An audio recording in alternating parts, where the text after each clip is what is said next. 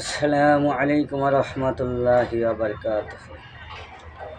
আলহামদুলিল্লাহ আলহামদুলিল্লাহি নাহমাদুহু ওয়া নাসাল্লিমু আলা রাসূলিহিল কারীম।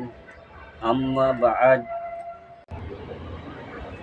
আলোচনা করতে যাচ্ছি মুর্শিদপুর দরবার শরীফ নিয়ে। কারণ অনেক খানেকা ভেঙে দেওয়া হয়েছে। যারা ভণ্ডামি করে তাদের কোনো কিছু করা হয় না, যারা গাঞ্জা খেয়ে মাতাল হয়ে থাকে তাদেরকে কোনো কিছু করা হয় না। শুধু যারা হক্কানে কামেলে মোকাম্মেল অলি তাদের মাজার ভাঙা হচ্ছে। এবং মুর্শিদপুর দরবার শরীফে তো শুধু খানকা আছে, ওখানে তো কোনো মাজার নেই। তোমরা যে ভাঙলা, তোমাদের চরিত্রটা কি? আমাদের চরিত্র আবু বক্করের চরিত্র, তোমাদের বোঝা যায় আবু জেহেলের চরিত্র। তোমাদের দাড়ি আছে, টুপি আছে, রাসূল সাল্লাল্লাহু আলাইহি সাল্লামের সুন্নত আছে, সব আছে। এবং হজ আছে, যাকাত আছে, সব আছে।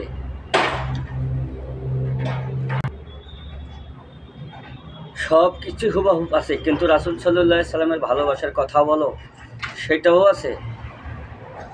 কিন্তু অন্তরের ভিতরে সেই মহব্বত নাই। দাল মে কুছ কালা হ্যায়, অন্তরের ভিতরে কোনো ভালোবাসা নাই, অন্তরটা কালো হয়ে গেছে।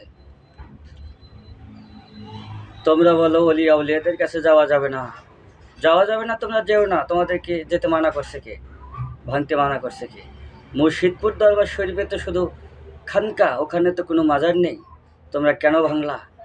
তোমরা কোন দলিলে মাজার ভাঙলা? তাহলে বোঝা যায় নবীর সুন্নত আছে, ভালোবাসা নাই। আরে সেই যুগে তো মানেনি ফিরাউন, মানেনি আবু জেহেল। তাহলে বোঝা যায় আবু জেহেলের চরিত্র তোমাদের মধ্যে গঠন করছে।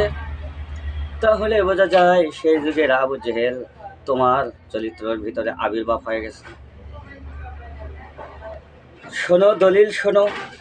আমরা কোন দলিলে আল্লাহর অলির কাছে যাই? তোমরা যারা ডাক্তার হয় ডাক্তারি লাইনে লেখাপড়া করে, যারা ইঞ্জিনিয়ারিং লাইনে লেখাপড়া করে তারা ইঞ্জিনিয়ার হয়, যারা মুহাদ্দিস লাইনে লেখাপড়া করো তাদের মুহাদ্দিসের প্রয়োজন, যারা মুফতি লাইনে লেখাপড়া করো তাদের মুফতি হতে ভালো মুফতির কাছে লেখাপড়া করো।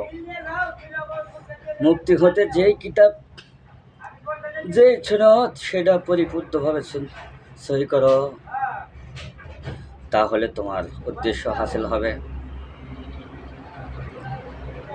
আল্লাহ তাআলার ওলি হওয়া যায় কিভাবে? কিতাবের আসল লক্ষ্য মহান আল্লাহ সুবহানাল্লাহ তাআলা পবিত্র কুরআনুল কারীমের মধ্যে ইরশাদ করেছেন।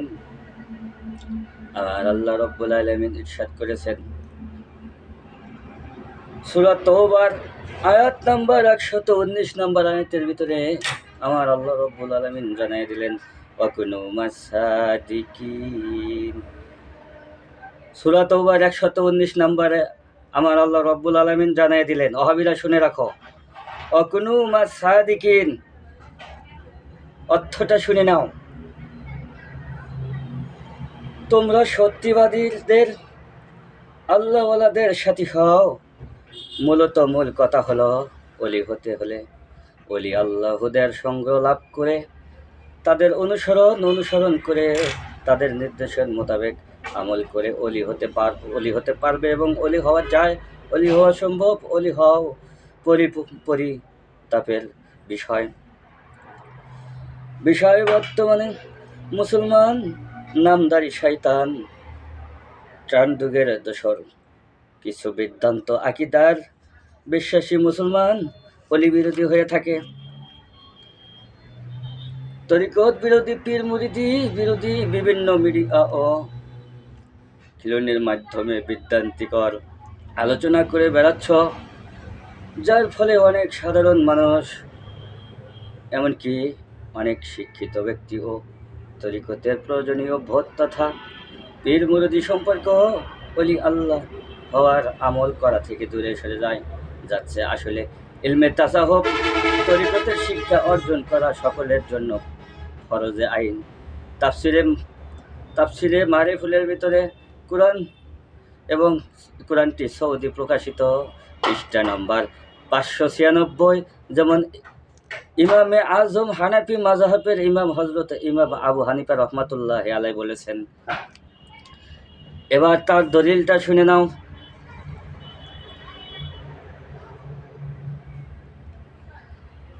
লাউলা সিনতানি লা হালাকা আবু নোমান। এখানকার অর্থটা শুনে নাও। লাউলা সিনতানি লা হালাকা আবু নোমান, অর্থটা বুঝে নাও ওহাবীরা। যদি আমি আবু নোমান ইমাম আবু হানিফা রহমাতুল্লাহি আলাইহির কাছে 2 বছর আমার পীরের সোহবত না পেতাম, তাহলে অবশ্যই ধ্বংস হয়ে যেতাম। হযরত ইমাম আবু হানিফা রহমাতুল্লাহি আলাইহি তার দ্বিতীয় পীর হযরত ইমাম জাফর সাদিক রহমাতুল্লাহি আলাইহির হাতে বায়াত হয়েছেন। তার সান্নিধ্য 2 বছর অতিবাহিত করে আল্লাহ তাআলার নৈকট্য লাভ করেছেন। এমন কিভাবে বিশ্ববিখ্যাত মসনবী শরীফের লেখক হযরত জালালউদ্দিন রুমি রহমাতুল্লাহি আলাইহি বলেছেন, এই ওহাবীরা তোমরা দলিল ভালো করে শুনে রাখো। কেন ওলি আল্লাহর কাছে যেতে তোমাদের এত জলে পড়ে? তোমরা যেও না, তোমাদের সিস্টেম নিয়ে তোমরা থাকো, আমাদেরকে ডিস্টার্ব করো না। আমরা তো তোমাদের আকীদা নিয়ে কখনো ডিস্টার্ব করিনি, কেন তোমরা আমাকে ডিস্টার্ব করো? কেন সুন্নিয়তের ভিতরে তোমরা ফিতনা ছড়াও, সাধারণ মানুষের ভিতরে কি জন্য ফিতনা ছড়াও? এবার দলিল শুনে নাও। জালালউদ্দিন রুমির জবানে যে দলিলটা এসেছে সেটা শুনে নাও। খোদ বা খোদ মাওলানা রুম কামিল না সদ, তা গোলামে শামসুদ্দি বিরাজি না সৎ। ভালো করে আবার বলে আবার শোনো। খোদ বা খোদ মাওলানা রুম কামিল না সদ, তা গোলামে শামসুদ্দি বিরাজি না সৎ। অর্থ শোনো। আমি মাওলানা রুমি নিজে কামিলিয়াতি হাসিল করতে পারিনি যতক্ষণ পর্যন্ত আমি আমার পীর সাহেব হযরত শামসুদ্দিন তিবরিজি রহমাতুল্লাহি আলাইহি তার গোলাম, তার কাছে বায়াত না হয়েছে। কাজেই আল্লাহ তাআলার ওলি তথা রেজামুদ্দিন হাসিল করতে হলে সকলেই একজন হক্কানি কামিল ওলি আল্লাহর সঙ্গ লাভ করে তার কাছে বায়াত মুরিদ হয়ে তার নির্দেশ মোতাবেক আমল করতে হবে। তবে ভণ্ড পীর, যার মধ্যে শরীয়ত ও সুন্নত রাসূল সাল্লাল্লাহু আলাইহি ওয়াসাল্লামের পাবন্দি অর্থাৎ নামাজ, রোজা, পর্দা, টুপি, সুন্নতি পোশাক নেই, এমনকি মাসাইল কোরআন হাদিসের উপর মোটেই ধারণা নেই, নামাজের সূরা কিরাত অশুদ্ধ, এমন ভণ্ড পীরের কাছে গিয়ে ঈমান হারাবেন না। বর্তমানে পীরের নামে অনেক ধোঁকাবাজ অর্থ পিপাসু লোভী বের হয়েছে, এদের থেকে সাবধানে থাকতে হবে। আল্লাহ তাআলা আমাদেরকে ভণ্ড পীর ও অলি বিরোধী মুনাফিক মুসলমানদের ধোঁকার থেকে রক্ষা করে খাঁটি কামিল অলির হাতে বায়াত ও মুরিদ হয়ে অলি হওয়ার তৌফিক দান করুন, আমিন। যে কয়েকটা দলিল দিলাম, অবশ্যই যারা বিরোধী, পীর বিরোধী, অলি আল্লাহ বিরোধী, তারা অবশ্যই এই দলিলগুলো ঘাঁটবেন এবং তাফসিরের মাজাহারি বেশি পড়ে দেখবেন। আমার প্রত্যেকটা দলিল, আমি দলিল ভিত্তিক কথা বলি, এই দলিলগুলো অবশ্যই দেখবেন। তাফসিরের মাজাহারি দেখবেন, অবশ্যই পড়বেন। আল্লাহর রশি কীভাবে যাওয়া যায় এটা পড়বেন, তাফসিরের মাজাহারিতে পাবেন, এবং আহলে বায়াত সম্পর্কে বলবেন এবং এটা পড়বেন। আরও আপনারা পড়ে নেবেন, পড়লে বুঝতে পারবেন যে হ্যাঁ অলি আল্লাহর কাছে যাওয়া যাবে কি না যাওয়া যাবে। পড়ে নেবেন, সুন্দর করে পড়ে নেবেন। আরও আপনি পড়বেন তাফসিরের মাজাহারির ভিতরে। আর একটা কথা আছে, সুফিগণের পথটাই হচ্ছে জান্নাতি পথ। অলি আউলিয়াদের পথ হচ্ছে জান্নাতি, আর যারা সুফিগণের পথ মোতাবেক সুফি হবে তারা বিনা হিসেবে জান্নাতি। দলিল তাফসিরের মাজাহারি, কাজী সানাউল্লাহ পানিপতি রহমাতুল্লাহি আলাইহি তার তাফসিরে মাজাহারের ভিতরে দলিলগুলো লিখেছে। যদি লেখাপড়া ভালো থাকে তাহলে অবশ্যই তাফসিরে মাজাহারি খুঁজে দেখবেন, ইনশাল্লাহ পেয়ে যাবেন। যারা মুর্শিদপুর দরবার শরীফের ক্ষতিগ্রস্ত করেছেন, মনে রেখো ভালো থাকতে পারবে না বেশি দিন, কারণ আরও দলিল দিচ্ছি, দলিল নাও, তোমাদেরকে আরও দলিল দেওয়া হবে। দলিল দিয়ে আজকে কবর দিয়া দিব, এতে কোনো সন্দেহ নাই, চিন্তা করো না। আমি শেখ সবুজ আল কাদেরী। দলিল আসতেছে সূরা ইউনূসের ৬২ নম্বর আয়াতের মধ্যে। আমার আল্লাহ রাব্বুল আলামিন জানায় দেয়, আলা ইন্না আউলিয়া আল্লাহি লা খাউফুন আলাইহি ওয়া লা হুম ইয়াহজানুন।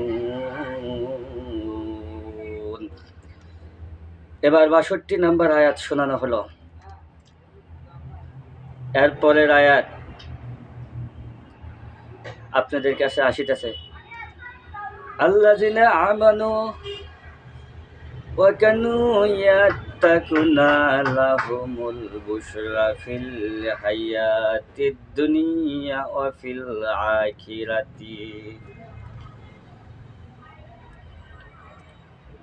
এইখানে দুটি আয়াতের সাবজেক্ট নিয়ে এবং দলিল ভিত্তিক আলোচনা করা হলো।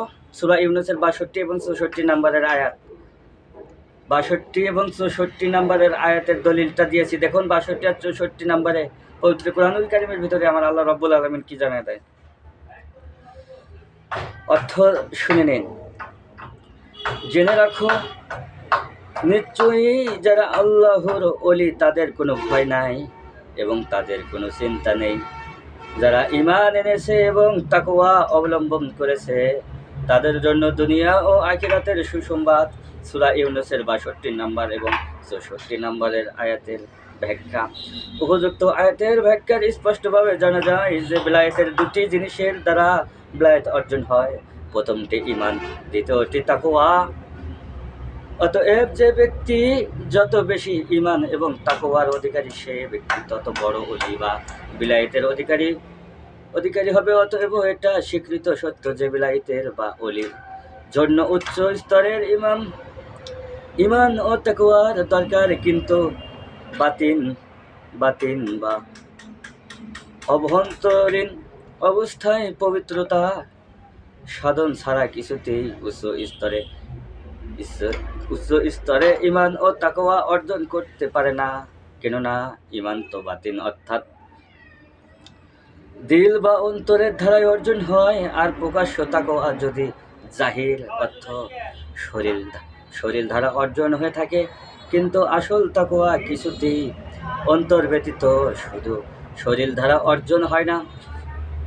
অতএব জানা গেল যে বেলায়েতের মর্তবা অর্জনের জন্য প্রধানত দুটি জিনিসের দরকার। ১ নাম্বার আকাঈদ দুরুস্ত রেখে জরুরি আমলের পাবন্দ হওয়া এবং ২ নাম্বার বাতিন দুরুস্ত করা।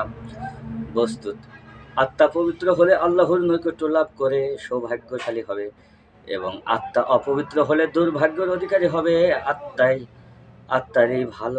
আত্মারই আলো বা অন্ধকারের কারণে এর সৎ গুণবলী দোষবলী বাহিক্য প্রকাশিত হয়। যেমন আল্লাহ রাসূলুল্লাহ সাল্লাল্লাহু আলাইহি সাল্লাম বলেন। দ্বিতীয় দলিলটা শুনে নেন, আলা ইন্না ফিল জাসাদি লামুদগাতুন ইযা সুলুহাল জাসাদু কুল্লুহু ওয়া ইযা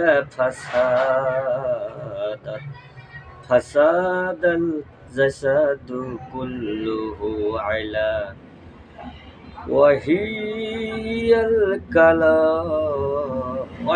কালাব। অর্থ জেনে রেখো, শরীরের মধ্যে এক টুকরা গোস্ত আছে, যদি তা পরিশুদ্ধ হয় তবে গোটা শরীর পরিশুদ্ধ হয়, আর যদি তা খারাপ হয় তবে সমস্ত শরীরই খারাপ হয়। মনে রেখো, তা হলো কালব বা দিল। এই কালব বা আত্মাকে পবিত্র করার পদ্ধতি যে ইলম দ্বারা জানা যায় তাহাকেই ইলমে তাসাহুফ বলে। আর এই তাসাহুফের মধ্যে মানব অন্তর্করণ, কাম, ভ্রত, হিংসার, বিদ্বেষ, লোভ, মোহ, মহোৎসর্য ইত্যাদি যাবতীয় কুলুষিত বিষয় থেকে পরিষ্কার করা হয়ে থাকে।